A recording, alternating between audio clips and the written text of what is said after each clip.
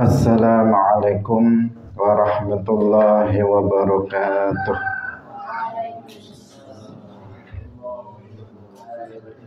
Alhamdulillahi rabbil alamin. Lahu ni'matu wa lahul fadlu wa lahul thana'ul hasan. Wa salawatullahil barrir rahim wal malaikatil muqarrabin ala sayyidina wa maulana Muhammadin wa ala alihi wa ashabihi tayyibin tahirin. Allahumma la sahla illa ma ja'altahu sahla wa anta taj'alul hazna idza syi'ta sahla. Allahumma arzuqna al-ikhlasa fi niyyati wal qawli wal amal. Wa ba'du. Ila Nabiyil Mustafa sallallahu alaihi wasallam wa ikhwanihi minal anbiya'i wal mursalin wa syuhada'i was salihin, khususan ila sultanil awliya Syekh Abdul Qadir Al-Jilani wa Syekh Ahmad Ar-Rifa'i wa Syekh Bahaidin Al-Naqsyabandi wa Syekh Abdullah Al-Harari wa ila arwahi muassisi jam'iyyati Nahdlatul Ulama Syekh Muhammad Hashim Ash'ari wa Syekh Bisri Sansuri wa Syekh Abdul Wahab Hasbuwah wa ila arwahi jami'i ahli al-qubur minal muslimin wal muslimat. Al-Fatihah. A'udzu billahi minasy syaithanir rajim. Bismillahirrahmanirrahim. Alhamdulillahi rabbil alamin. Ar-Rahmanir Rahim. Malik yaumiddin. Iyyaka na'budu wa iyyaka nasta'in. Ihdinas siratal mustaqim. Siratal ladzina an'amta 'alaihim ghairil maghdubi 'alaihim waladdallin. Amin. Hadirin hadirat kaum muslimin muslimat, pemirsa Madu TV rahimakumullah. Alhamdulillah, kita bersyukur kepada Allah Subhanahu wa taala. Pagi hari ini Allah Subhanahu wa taala kembali mempertemukan kita dalam majelis ilmu. Semoga Allah Subhanahu wa taala memberikan keistiqomahan kepada kita semuanya. Amin ya rabbal alamin. Salawat dan salam semoga tetap terlimpahkan kepada Nabi Agung Nabi Muhammad sallallahu alaihi wasallam, para sahabatnya, keluarganya, serta seluruh umat Islam yang mengikuti beliau ila yaumil qiyamah. Kita ikhlaskan niat kita masing-masing, kita ngaji lillahi ta'ala. Babun hal yuj'alu lin nisa'i yaumun ala hidatin fil ilmi. Babun qala al-imam Abu Abdullah Al-Bukhari rahimahullahu ta'ala. Babun utawi iki iku bab suwiji hal yuj'alu ana ta den dadekaken lin nisa'i kanggo pira-pira wadon yaumun apa yaumun dina ala hidatin ing atase daerah suwiji fil ilmi ing dalam ilmu. Wa bihi ilaihi qala haddatsana Adam qala haddatsana Syu'batu qala haddatsani Ibnul Asbahani qala sami'tu Aba Salihin Dzakwana yuhaddisu an Abi Sa'idin Al-Khudri qalat an-nisa'u qalat was ngucap sapa an-nisa'u pira-pira wong wadon lin nabiyyi maring Kanjeng Nabi sallallahu alaihi wasallam. Ghalabana nglindih ing kita alaika ing atase panjenengan sapa rijalu pira-pira wong lanang. Faja'al mongko dadekno sapa panjenengan lana keduwe kita yauman ing dina min nafsika sangking awak dhewe panjenengan. Fa wa'adahunna nuli janji sapa Kanjeng Nabi ing An-Nisa utawa fa wa'adahunna mongko jadwal gitu ya. Mongko jadwal sapa Kanjeng Nabi ing An-Nisa yauman ing dina laqiyahunna nemoni ing An-Nisa sapa Kanjeng Nabi fihi ing dalem yauman. Fa wa'adahunna nuli paring nasihat sapa Kanjeng Nabi ing An-Nisa wa amarahunna lan perintah sapa Kanjeng Nabi ing pira-pira An-Nisa atau ing An-Nisa.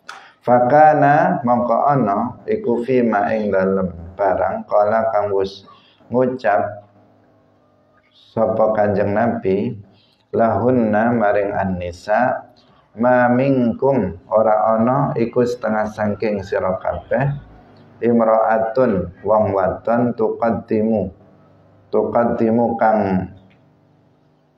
ngejoaken utawa kang mempersembahkan sapa imra'ah salasatan ing telu min waladiha saking anake imra'ah illa kana laha kejaba ana iku laha ketu imra'ah hijaban illa kana laha hijaban iku penutup minan nari saking neraka.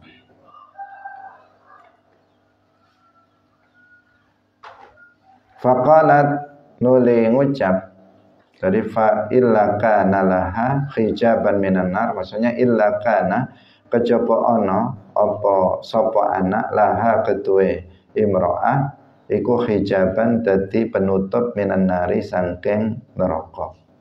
Faqalat nuli ngucap sapa imra'atun wong wadon wasnataini lan anak loro waqala nuli dawuh sapa Kanjeng Nabi wasnataini lan anak loro. Hadirin rahimakumullah. Bab menjelaskan tentang apakah untuk kaum perempuan itu disediakan waktu yang khusus atau hari yang khusus bagi mereka di suatu daerah untuk belajar ilmu agama.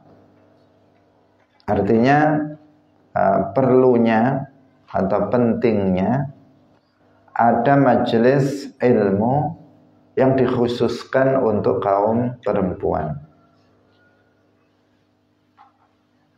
Itu hadis ini menjelaskan tentang itu.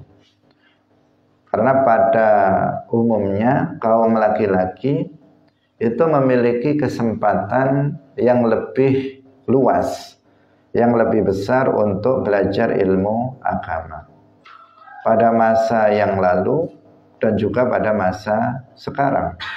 Nah, kaum laki-laki mereka lebih leluasa untuk bisa hadir dalam majelis ilmu sesuai dengan yang dikehendakinya.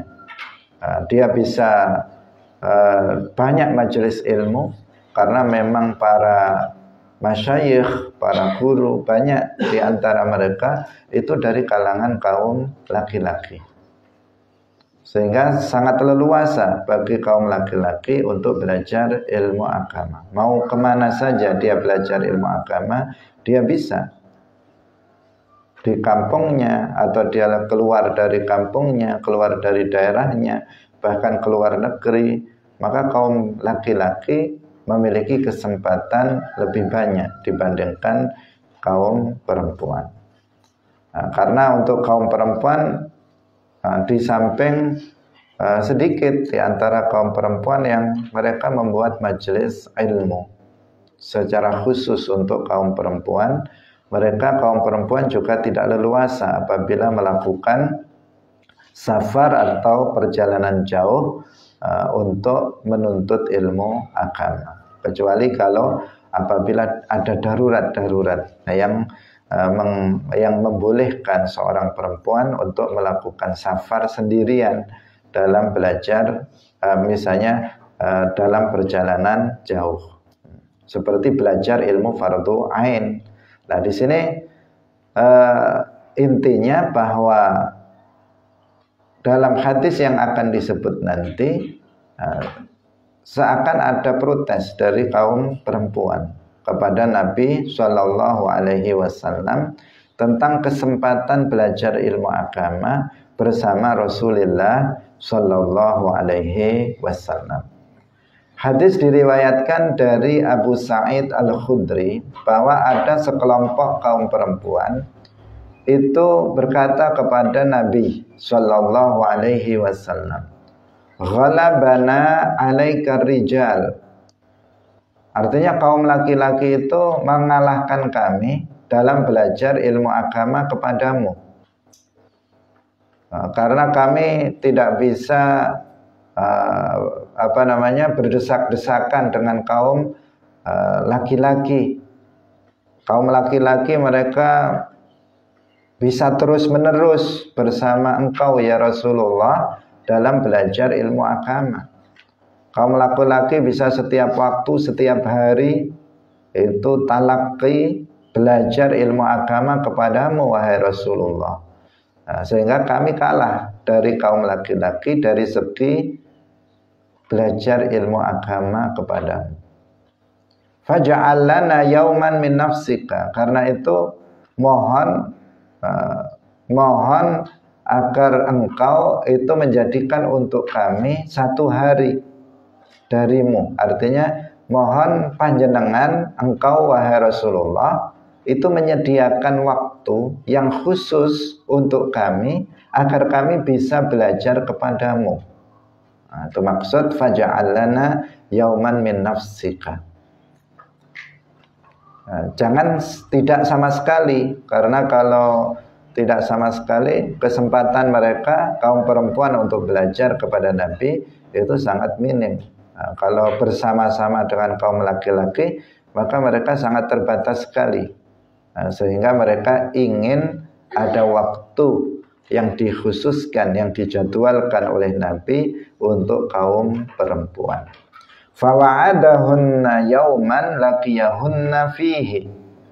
Kemudian Nabi Shallallahu Alaihi Wasallam itu membuat jadwal khusus untuk kaum perempuan agar beliau bisa bertemu dengan mereka dan mengajar mereka, memberikan nasihat kepada mereka dan memerintahkan urusan agama kepada mereka. Dibuatlah Nabi membuat waktu hari tertentu yang dikhususkan untuk kaum perempuan.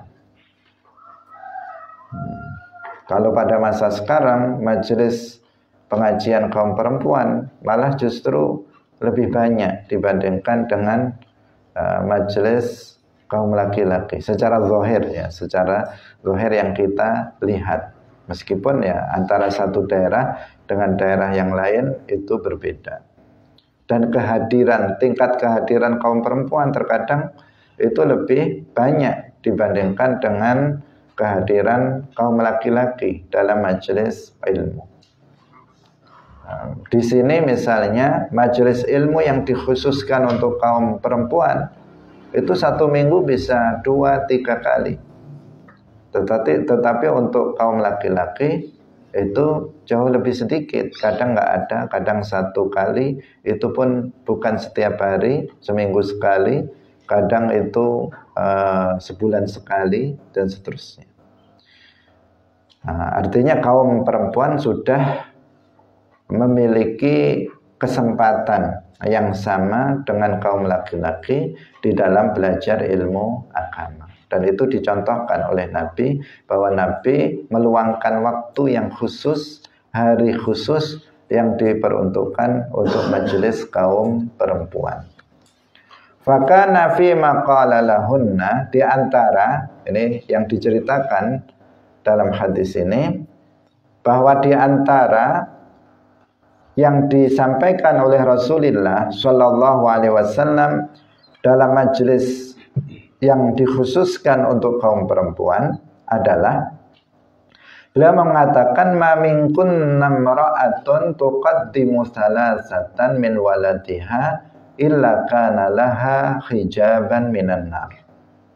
Tidak ada seorang pun di antara kalian, seorang perempuan yang mempersembahkan 3 dari anaknya, kecuali anak itu akan menjadi penutup dari neraka bagi si perempuan tersebut. Kemudian ada salah seorang perempuan berkata, bagaimana kalau 2 anak?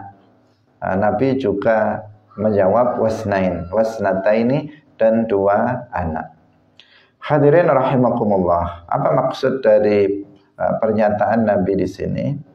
Maksudnya adalah apabila ada seorang perempuan, kemudian anaknya yang belum baligh itu meninggal dunia. Anaknya yang belum baligh meninggal dunia. Di sini disebut 2 atau 3. Jadi 2 anak laki-lakinya sebelum baligh, masih kecil, masih balita misalnya, itu meninggal dunia. Atau 3 anaknya yang belum baligh itu meninggal dunia. Maka kemudian perempuan itu sabar. Di sini yang tidak disebutkan, tetapi maksudnya seperti itu. Perempuan itu sabar menerima musibah tersebut. Karena tentu itu musibah yang sangat berat bagi seorang ibu. Bagi seorang ibu dan juga seorang orang tua secara umum. Tetapi seorang ibu biasanya lebih terpukul, lebih merasakan berat di saat anaknya yang masih kecil, yang belum baligh itu meninggal dunia. Karena ibu yang merasakan mengandungnya selama 9 bulan. Karena seorang ibu yang mendidiknya, yang menyusuinya ketika kecil. Ketika kemudian si anak belum baligh, kemudian dia meninggal dunia, tentu itu kesedihan luar biasa bagi seorang ibu. Itu musibah yang besar bagi seorang ibu. Tapi sang ibu ini kemudian dia sabar, ridha dengan apa yang telah ditakdirkan oleh Allah Subhanahu wa ta'ala. Dia tahu itu adalah takdir Allah. Segala sesuatu yang terjadi di alam semesta ini semuanya terjadi dengan takdir Allah, termasuk kematian putranya itu terjadi dengan takdir Allah. Dan dia ridha terhadap apa yang telah ditakdirkan itu. Dia tidak protes kepada Allah Subhanahu wa ta'ala atas apa yang telah ditakdirkan berupa musibah kematian putranya. Sabar dia menerimanya. Artinya musibah yang menimpa dia itu tidak menyeret dia dalam perbuatan maksiat, tidak menyeret dia dalam perbuatan kufur. Dia ridha dan sabar menerima musibah tersebut. Maka nanti di akhirat anaknya itu akan menjadi penutup bagi dia dari api neraka. Penutup bagi dia dari api neraka, maksudnya dia tidak akan diazab nanti di akhirat, tidak akan diazab di neraka. Dia akan mendapatkan dalam hadis yang lain, anak itu akan bisa memberikan syafaat terhadap kedua orang tuanya. Di sini disebut 2 anak atau 3 anak. Itu bisa menjadi penutup seseorang dari api neraka. Hadirin rahimakumullah. Ini juga menunjukkan sekaligus kepada kita bahwa atfalul muslimin, anak-anak orang Islam yang mati belum baligh, nanti di akhirat itu akan masuk ke dalam surga. Jadi anak-anak kecil yang mati belum baligh itu dipastikan mereka akan masuk ke dalam surga. Mereka nggak akan masuk ke dalam neraka. Karena mereka bukan mukallaf. Mereka bukan mukallaf, mati dalam kondisi bukan mukallaf. Bahkan jika anak itu anak orang kafir pun di akhirat dia akan selamat. Karena dia bukan mukallaf, belum ada kewajiban untuk masuk ke dalam agama Islam. juga belum memiliki kewajiban untuk mengamalkan syariat Islam. Sehingga orang-orang atau anak-anak yang mati sebelum baligh, tempat mereka itu di dalam surga. Hanya saja kenikmatan-kenikmatan surga yang mereka dapatkan tentu berbeda dengan orang-orang mukmin yang orang-orang mukmin yang sudah dewasa, yang mereka mati sudah mukallaf mengerjakan yang wajib, meninggalkan yang haram, yang mereka sudah mengumpulkan pahala-pahala, maka kenikmatannya mereka lebih besar. Karena kita tahu pahala itu balasan menyenangkan atas amal soleh yang dilakukan oleh seorang mukmin nanti di akhirat. Kalau anak kecil mati, belum balik dia sudah mati, berarti dia kan belum punya pahala sama sekali. Karena dia belum sholat, dia belum puasa, dia belum melakukan hal-hal yang wajib, karena mereka memang belum mukallaf. Nah, sehingga nanti masuk surga, ya surga yang paling rendah. Tetapi serendah-rendahnya surga itu tidak sebanding dengan senikmat-nikmatnya hidup di dunia ini. Artinya jauh lebih nikmat kehidupan di dalam surga meskipun di tingkatan yang paling rendah. Itu tentang anak-anak orang-orang mukmin nanti akan masuk ke dalam surga. Bahkan juga anak-anak orang kafir yang mati sebelum balik, mereka juga akan di dalam surga. Tetapi tidak benar jika dikatakan bahwa anak-anak nanti anak-anak yang mati sebelum balik nanti akan menjadi pelayan surga. Itu tidak benar. Mereka akan masuk surga sebagai penduduk surga, bukan sebagai pelayan. Karena sebagian orang terkecoh dengan istilah al-wildan al-mukhalladun. Nah, al-wildan itu dianggap bahwa itu adalah anak-anak dari kaum dari anak-anak yang mati sebelum baligh. Tidak, al-wildan al-mukhalladun itu makhluk lain yang bukan dari kalangan manusia. Al-wildan al-mukhalladun itu makhluk yang diciptakan oleh Allah menjadi pelayan surga. Bukan mereka dari bangsa manusia. Itu yang benar. Jadi bukan anak-anak yang mati sebelum balik. Karena anak-anak yang mati sebelum balik, mereka nanti akan menjadi penduduk surga yang dilayani, bukan yang melayani. Hanya saja tingkatan mereka di dalam surga itu tidak setinggi mereka yang sudah mukallaf. Hadirin yang dirahmati oleh Allah Subhanahu wa ta'ala. Anak yang mati sebelum balik yang bisa memberikan syafaat, kalau menurut Imam Malik, ketika Imam Ahmad bin Hanbal ketika menjelaskan hadis kullu ghulamin murtahanun bi aqiqatihi, setiap anak itu tergadaikan dengan akikahnya. Menurut Imam Malik, anak yang bisa memberikan syafaat kepada kedua orang tuanya bisa menjadi hijab dari api neraka apabila anak itu sudah diakikoi. Sudah diakikoi. Apabila belum diakikoi, maka anak itu tidak akan bisa menjadi hijab dari untuk orang tuanya dari api neraka. Tidak bisa memberikan syafaat kepada kedua orang tuanya, menyelamatkan mereka dari api neraka. Ini menurut Imam Ahmad bin Hanbal ketika menjelaskan hadis kullu ghulamin murtahanun bi aqiqatihi. Karena itu penting bagi kita jika mampu untuk mengakikoi anaknya, agar seandainya anak itu mati sebelum baligh, maka dia akan bisa memberikan syafaat kepada kedua orang tuanya menurut Imam Ahmad bin Hanbal. Kalau di sini secara umum, dalam hadis ini secara umum, bahwa kalau ada seorang ibu 2 putranya atau 3 putranya itu mati sebelum balik, maka putranya itu akan bisa menjadi hijab bagi dia dari api neraka.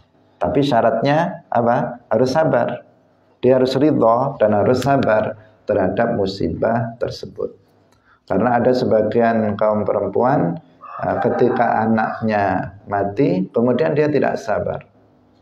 Dia malah mencaci maki Allah. Dia malah protes kepada Allah. Maka jika dia tidak ridho dengan apa yang ditakdirkan, tentu dia bisa keluar dari Islam jika dia protes kepada Allah. Bukan kebebasan dari api neraka yang dia dapatkan, justru disebabkan itu dia bisa masuk ke dalam neraka. Maka harus diwaspadai.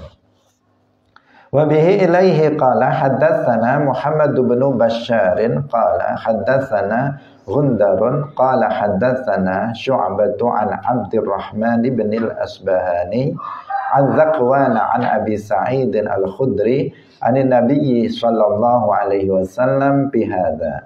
Artinya hadisnya sama dengan atasnya. Atas yang hadis pertama tadi. Wa an Abdurrahman bin al-Asbahani qala sami'tu Aba Hazim an Abi Hurairah annahu qala thalathatan lam yablughu al-khinsa. Thalathatan ing telu, anak telu lam yablughu kang urung balik sapa thalatha. Lam yablughu al-khinsa artinya dia belum balik gitu ya. Lam yablughu al-khinsa orang tumeka al-khinsa yang balik, artinya mereka 3 anak yang belum balik. Sama seperti yang tadi itu, apabila seorang perempuan dia putranya 3 orang itu mati sebelum balik, maka itu akan menjadi hijab minan nar bagi si ibu tersebut. Syaratnya tadi itu dia harus sabar dan ridho, dan dia seorang mukmin, yang pasti dia seorang mukminah. Kalau bukan mukminah meskipun sabar menerima musibah, ya tidak akan ada faidahnya, tidak akan ada manfaatnya, karena iman itu menjadi syarat dari diterimanya amal soleh. Sah dan diterimanya amal soleh itu jika dilakukan oleh seorang mukmin.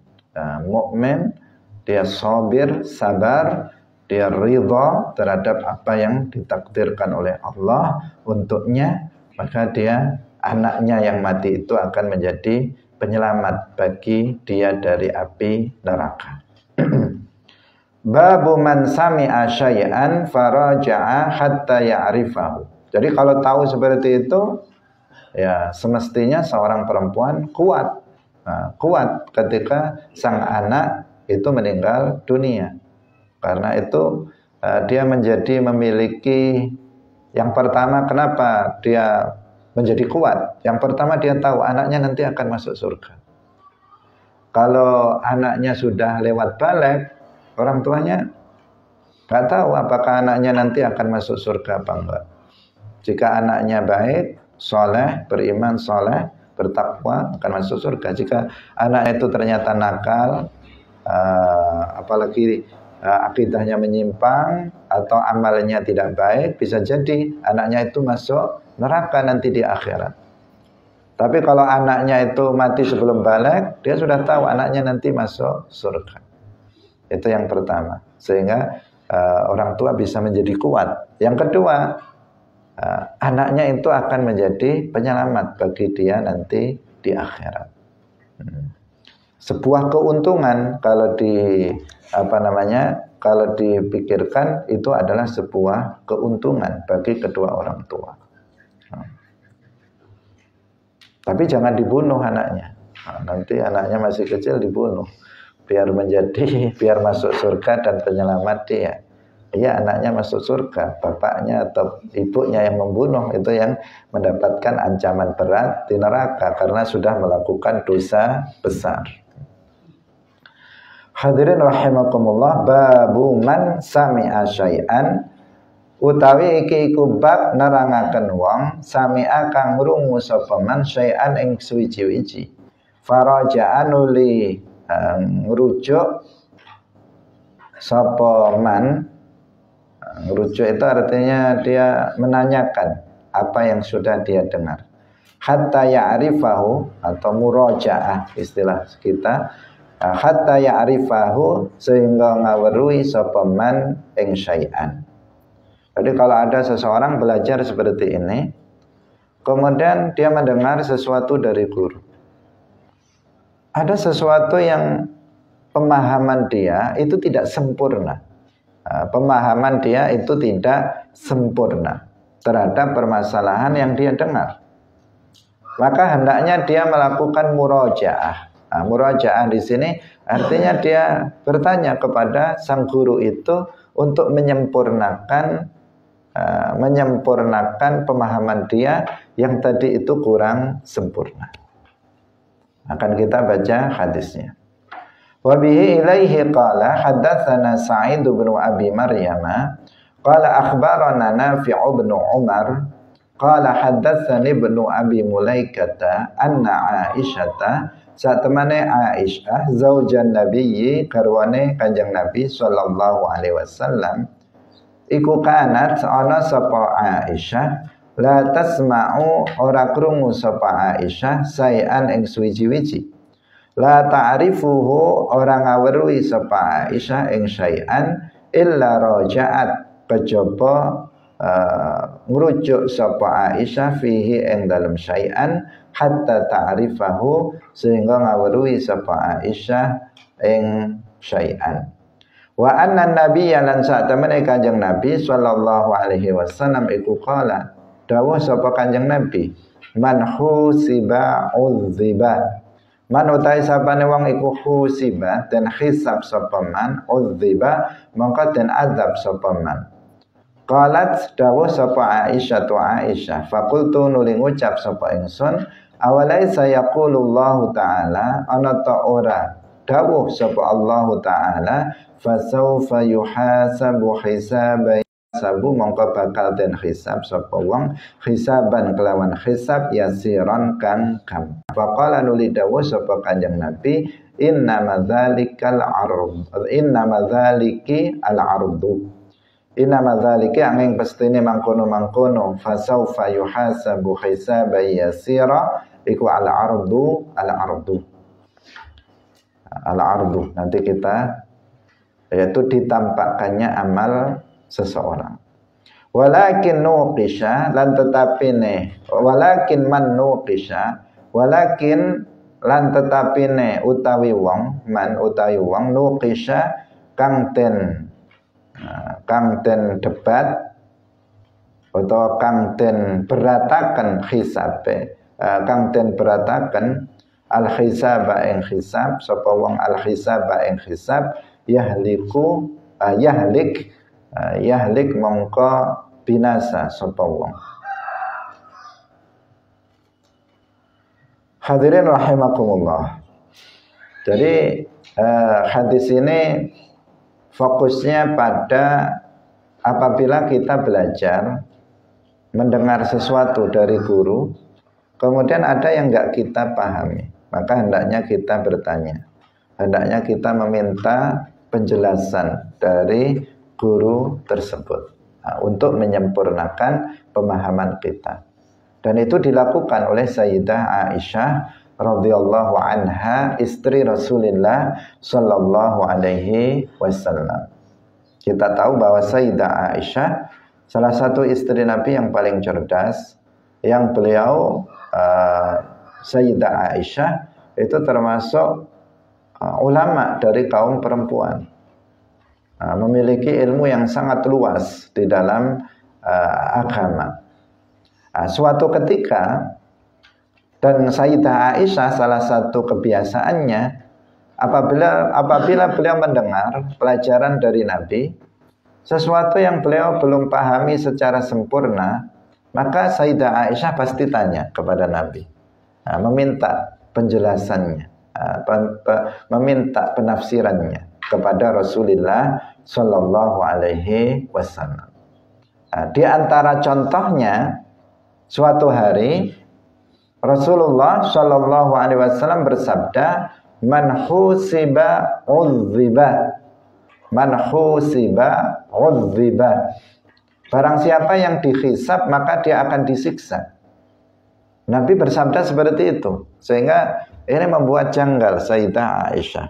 Membuat janggal dari Sayyidah Aisyah radhiyallahu anha, sehingga kemudian Sayyidah Aisyah meminta penjelasan kepada Nabi dengan mengatakan, "Awalaysa yaqulullahu ta'ala fasawfa yuhasabu hisaban yasira?" Bukankah Allah Subhanahu wa taala itu berfirman fasawfa yuhasabu hisaban yasira, bahwa seseorang akan dihisab dengan hisab yang mudah. Nah, ini seperti ada kontradiktif, sehingga Sayyidah Aisyah perlu untuk bertanya. Yang pasti nggak ada kontradiktif antara ayat dengan hadis, itu yang pasti. Sayyidah Aisyah tahu itu. Karena itu Sayyidah Aisyah bertanya. Nabi mengatakan orang yang dihisab nanti pada hari kiamat maka dia akan diazab.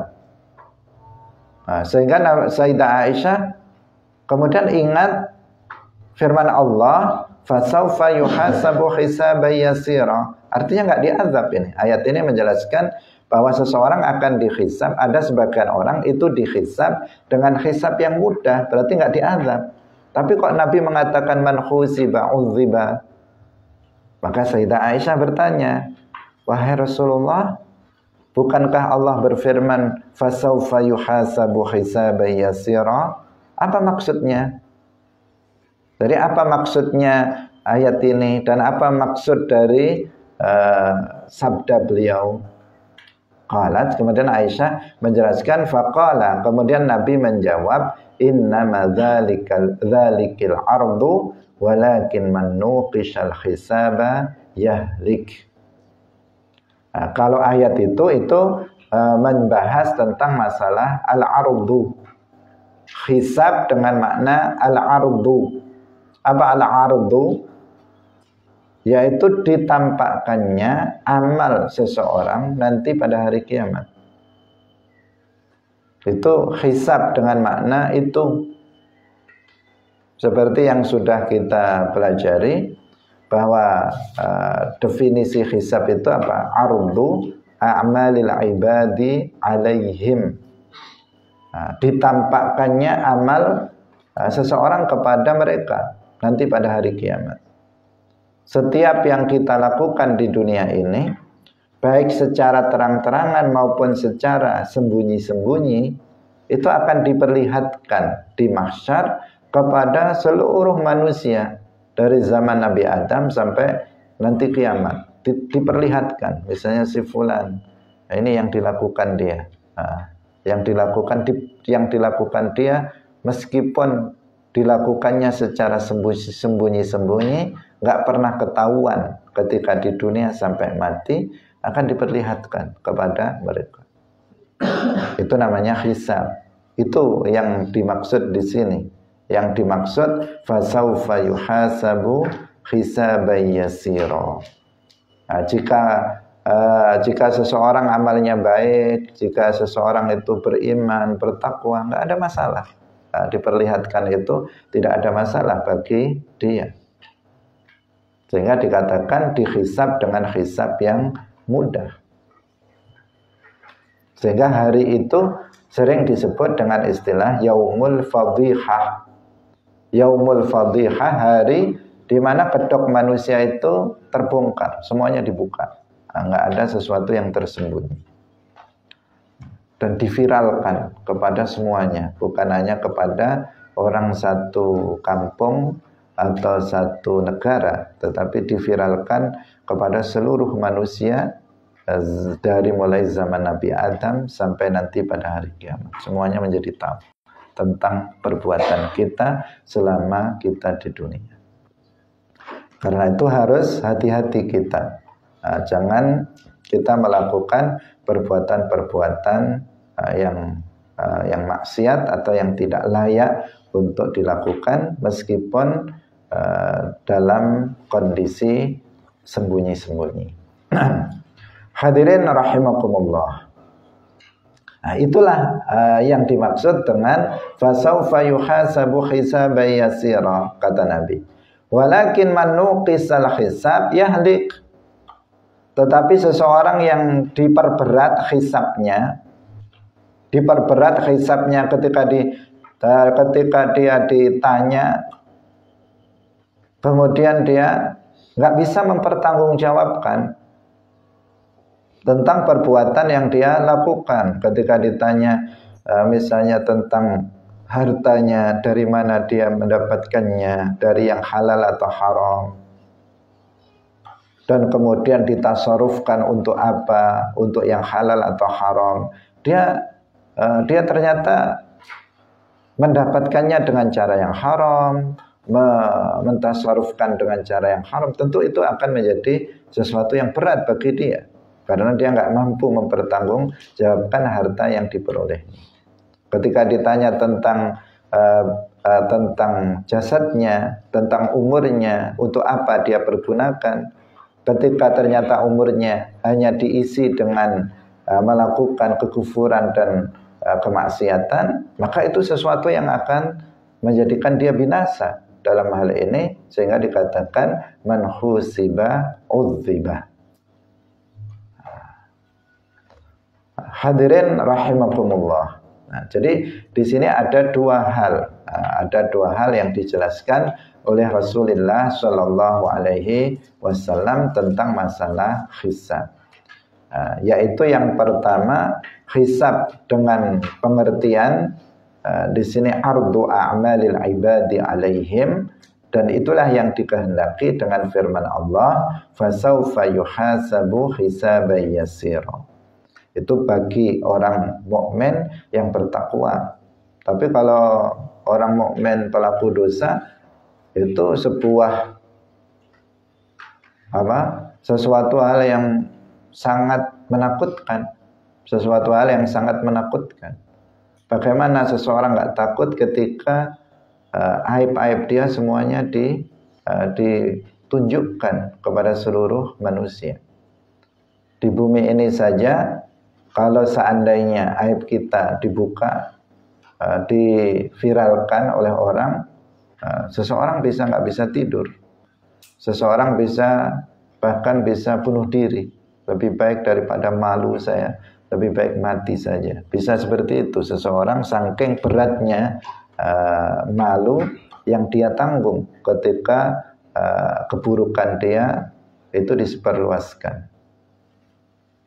Itu di akhirat lebih dari itu. Itu bagi mereka yang berbuat maksiat. Tetapi bagi orang yang saleh nggak ada masalah. Ditampakkan itu tidak masalah. Sehingga itu yang dimaksud fasaufa yuhasabu hisaban yasira. Tapi kalau man husiba udziba, itu artinya orang yang diberatkan, orang yang hisabnya itu diperberat, karena dia adalah orang kafir atau orang-orang pelaku maksiat, sehingga dia nggak bisa mempertanggungjawabkan nikmat yang telah Allah berikan kepada dia untuk apa digunakan. Tentang umurnya dia nggak bisa mempertanggungjawabkannya. Tentang jasadnya untuk apa dia tidak bisa mempertanggungjawabkannya. Tentang harta yang dimilikinya dia tidak bisa mempertanggungjawabkannya. Tentang ilmu yang dipelajarinya dia juga tidak bisa mempertanggungjawabkannya. Nah, orang yang seperti ini yang udziba, maka dia akan binasa, dia akan diazab dan dia akan binasa. Karena itu kita harus hati-hati, kita harus selalu ingat bahwa semua yang kita lakukan nanti di akhirat itu akan ada pertanggungjawabannya. Apapun itu kita akan mempertanggungjawabkannya kepada Allah Subhanahu wa taala pada hari kiamat. Dan semuanya ada konsekuensinya. Setiap yang kita ucapkan, setiap yang kita berbuat, semuanya ada konsekuensinya, ada akibatnya. Ada kalanya akibat yang baik, yaitu pahala apabila yang kita lakukan berupa kebaikan. Tetapi ada konsekuensi azab apabila yang kita lakukan itu berupa keburukan. Itu yang harus disadari betul sehingga seseorang itu bisa lebih berhati-hati. Bisa lebih berhati-hati dalam kehidupan di dunia ini. Tidak semaunya. Dan hisab itu nanti, bukan di dunia ini.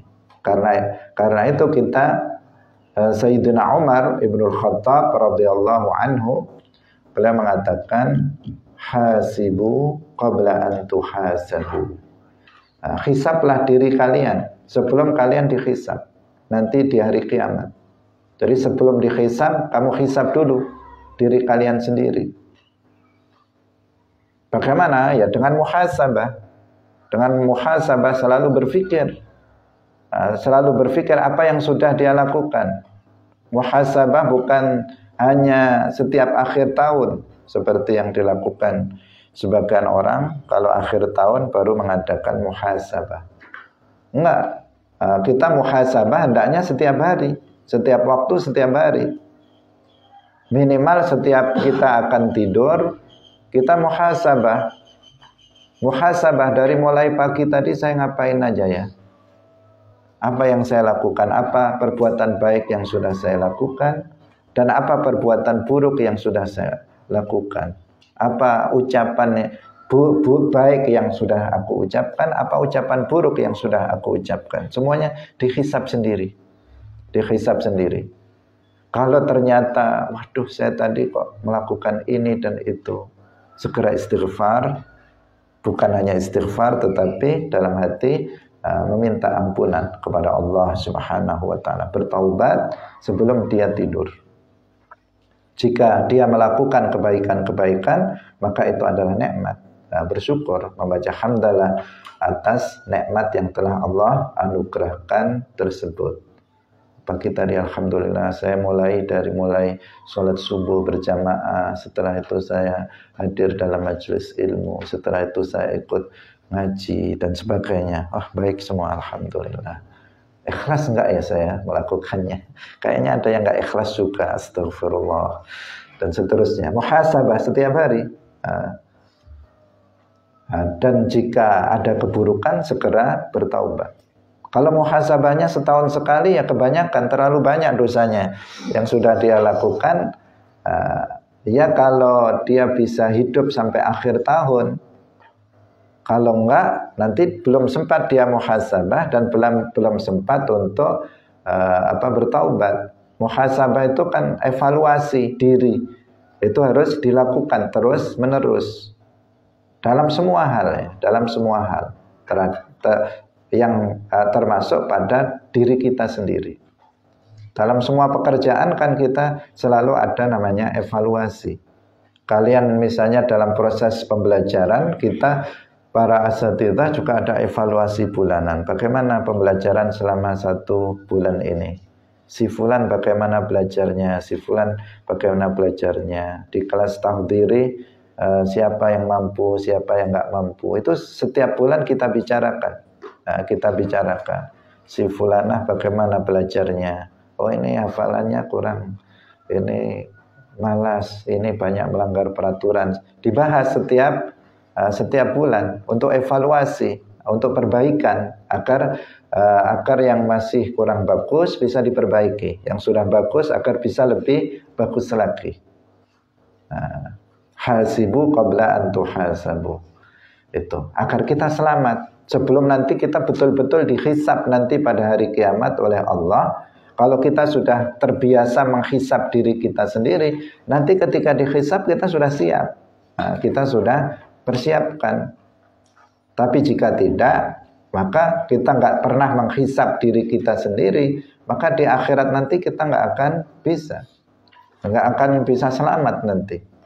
Jadi kalau kita misalnya nanti kan kita kan sudah dijelaskan dalam hadis di antara hal yang dihisab 4 hal, tentang umur kita, tentang harta kita, tentang badan kita, tentang ilmu kita, itu akan dihisab nanti.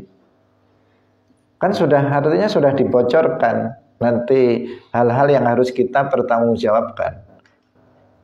Nah, kita tinggal komponen-komponen itu tinggal kita pertanyakan pada diri kita setiap hari, setiap malam misalnya, apa saja yang tadi ya, misalnya saya sudah punya ilmu yang sudah saya pelajari, apakah saya belajar ilmu dan apakah ilmu yang saya sudah pelajari saya amalkan hari ini. Saya dapat harta misalnya dari orang tua saya, alhamdulillah halal, untuk apa saja ya tadi? Oh ternyata hanya untuk jajan saja misalnya, atau untuk sedekah, atau untuk membantu teman misalnya. Difikirkan setiap hari, maka itu akan sangat bermanfaat ketika kita nanti di akhirat betul-betul menghadapi hisab.